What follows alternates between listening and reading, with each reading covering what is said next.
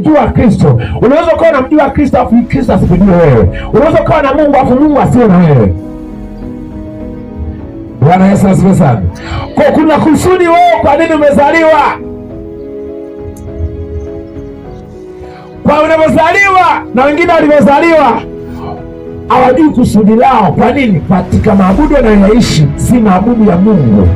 Ikiwa umezaliwa bado hujaokoka, ikiwa umezaliwa bado hujapokea neema, utakuwa unaishi katika maisha haya si kwa mapenzi ya Mungu, na wala unataka kuona unafanya si mapenzi ya Mungu, kwa sababu utakuwa unafanya maabudu ambayo si ya Mungu. Kwa utakuwa unafanya maabudu ya aina mbili. Kuna maabudu ya aina mbili, kuna maabudu ya Mungu na maabudu ya shetani. Kwa hiyo kuna watu ambao wanaishi kwa kuyafanya maabudu ya shetani. Bwana asifiwe sana. Kuna watu ambao wanaishi kwa kufanya uganga kwa sehemu yao na kinga yao. Kuna watu ambao wanaishi kwa kutumikia